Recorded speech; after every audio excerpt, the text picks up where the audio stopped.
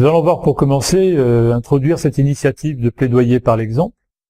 Making It Work répond à cet objectif de plaidoyer, en soutenant les acteurs pour qu'ils documentent et tirent profit des bonnes pratiques et qu'ils exploitent ces informations pour promouvoir le changement. Plutôt que de simplement publier un rapport, Making It Work encourage les personnes à utiliser ce qu'elles ont appris des bonnes pratiques pour inciter au changement et promouvoir de nouvelles façons de faire, en se basant sur ce qui fonctionne déjà, afin de garantir un changement effectif dans la vie des personnes handicapées. Making It Work propose une approche unique et innovante pour opérer un changement social et politique par et pour les personnes handicapées. Au lieu de pointer du doigt les violations de la Convention relative aux droits des personnes handicapées et ce qui ne fonctionne pas, Making It Work déplace l'attention sur ce qui a fonctionné et comment on pourrait le répliquer ou le développer à une échelle plus large. La méthodologie est basée sur le fait de documenter les preuves de bonnes pratiques, qui seront ensuite utilisées pour faire des recommandations concrètes et constructives aux décideurs, aux prestataires de services et aux autres acteurs de développement ou de l'action humanitaire. Ce processus de capitalisation sur l'expertise existante et sur l'innovation est particulièrement efficace dans les pays où les ressources sont limitées. Alors, la méthodologie Making It Work, en bref, qu'est-ce que c'est? La méthodologie Making It Work est constituée d'un ensemble d'outils qui servent de guidance aux différents acteurs pour identifier, documenter et analyser les bonnes pratiques qui promeuvent les droits énoncés dans la CRDPH. Ceci dans le but d'utiliser ces données afin d'informer et de mener des actions, y compris de plaidoyer, visant le changement.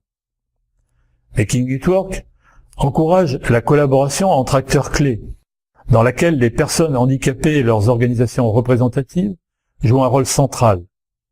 Travaillant main dans la main, les groupes définissent le type de changement qu'ils veulent atteindre, le type de bonnes pratiques nécessaires pour obtenir ces changements et développent en conséquence des actions pour aboutir à ces changements. Ces actions incluent le plaidoyer, la sensibilisation et ou le transfert de connaissances. La méthodologie Making It Work ne propose rien de nouveau ou de radicalement différent. Elle vise plutôt à fournir des outils et des conseils pour aider les acteurs à tirer le meilleur parti de ce qui existe déjà et ainsi obtenir un changement de plus grande ampleur.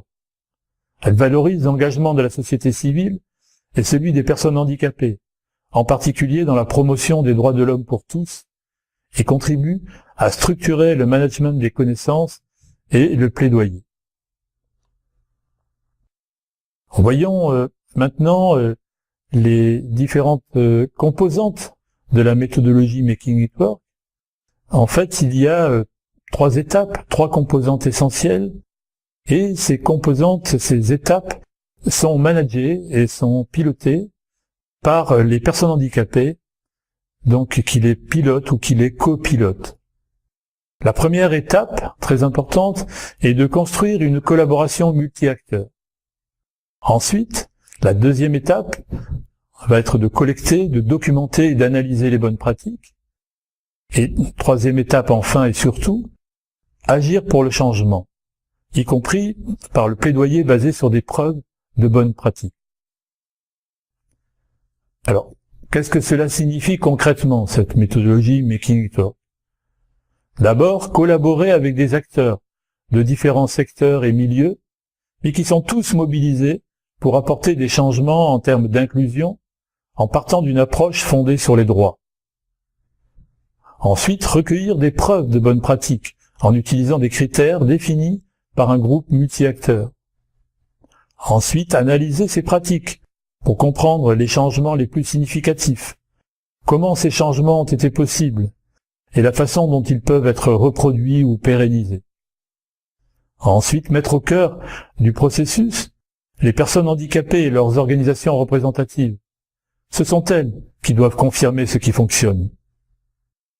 Et enfin, mettre en place des actions visant le changement en utilisant les exemples fondés sur des preuves de ce qui fonctionne pour faire avancer les droits des personnes handicapées.